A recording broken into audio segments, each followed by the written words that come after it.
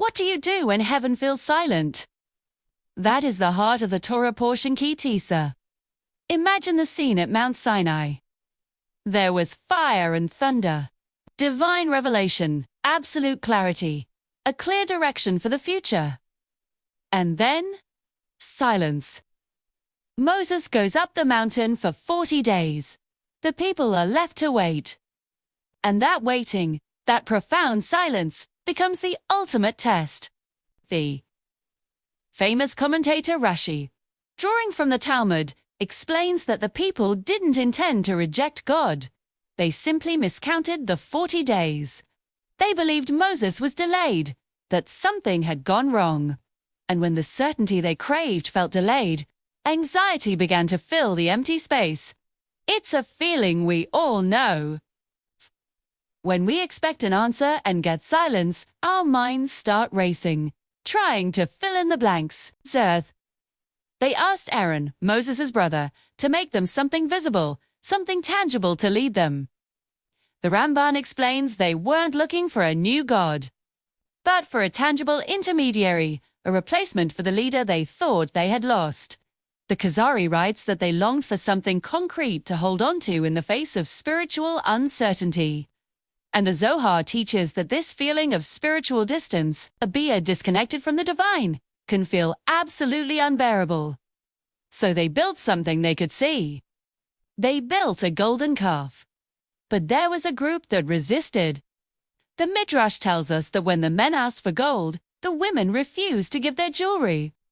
The Chabad Rabbis explain this is one reason why the special holiday of Rosh Chodesh, the new moon, is traditionally associated with women. These, in a moment of widespread panic, when everyone else rushed to create a false sense of security, the women paused.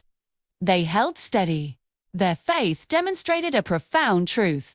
Sometimes the greatest strength isn't action, but restraint. This entire episode hinges on a single, powerful idea hidden in the Hebrew letters. The word for Kaf Egel begins with the letter Ayan, which also means eye. It represents what is visible, what can be seen and touched, but the word for faith, Amunah, begins with the letter Aleph, which is silent. It represents the unseen, the intangible, the spiritual reality that exists beyond our five senses. The test was simple. Would the people trust what they could not see, or would they demand something for their eyes? I had my own key Tisa moment a few years ago. There was a season in my life when I prayed constantly for clarity and direction on a major life decision. I had prepared meticulously. I truly believed I was ready for the next step. I had done my part. And then, everything just slowed to a stop. No answers came. No doors opened. There was just this deafening silence, where I expected a clear voice. In that silence, I felt an almost overwhelming urge to take control, to force a solution, to make something happen. Anything, just to break the stillness. Appel, the temptation to create my own certainty, instead of patiently waiting for genuine clarity. That was my golden calf moment. It wasn't a statue of gold, but it was the impulse to build a rushed decision, to create an idol out of my own anxiety. Now, let's go back to the mountain. When Moses returned and saw the golden calf, he did something shocking. He broke the stone tablets, the very words of God. And the Talmud teaches that God himself affirmed his decision, saying, "Yesha coach, well done for breaking them." This teaches us an incredible lesson. Sometimes, something precious must be broken in order to protect something even deeper. Something more essential, like the integrity of the covenant itself. What does this breaking truly mean? 2. The first set of tablets were entirely divine, a direct gift from heaven. But the second set of tablets required human participation. God tells Moses, "Carve for yourself 2 stone tablets like the first ones." We had to be partners in the process of rebuilding. The Zohar teaches that the light which emerges from something that was broken and then rebuilt is far more profound and enduring. A second chance isn't just a do-over, it's an opportunity for deeper connection. In my own life, Faced with that silence, I made a choice. 4. I chose not to rush. 2. It was one of the hardest things I've ever done. There were so many moments when I almost gave in, almost built that idol of a premature decision just to feel safe and in control. But inspired by the women in the desert, I held back. I did not build something just to fill the void. I chose to wait. When Moses finally descended the mountain with the second tablets, the Torah says his face was shining with a radiant light. The holy commentator, the Or HaKayim, explains that the light of return, the light that comes after a test, shines brighter than any light that came before.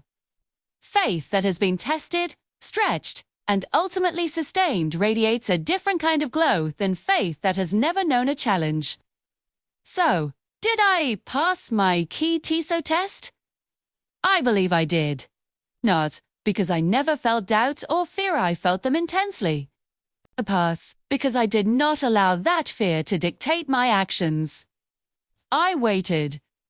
And when the clarity finally came, long after I expected it, the path that opened up was infinitely better, more aligned, and more blessed than anything I could have possibly constructed on my own. This is the deeper lesson of Ki Tizo. The silence from heaven is not abandonment. A delay in receiving an answer is not a rejection. And waiting, true active waiting, it's not weakness, it is an act of profound strength and faith.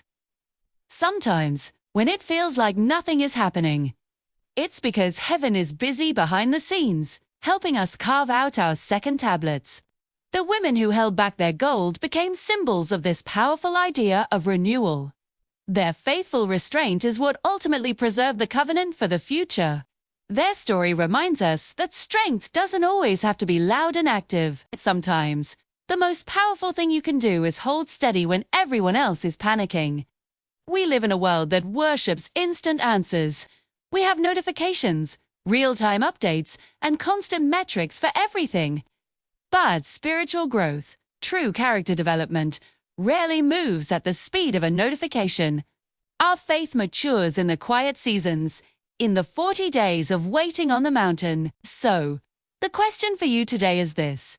If you find yourself in a 40-day silence, a period where you are waiting for an answer, a healing, or a breakthrough, what will you do?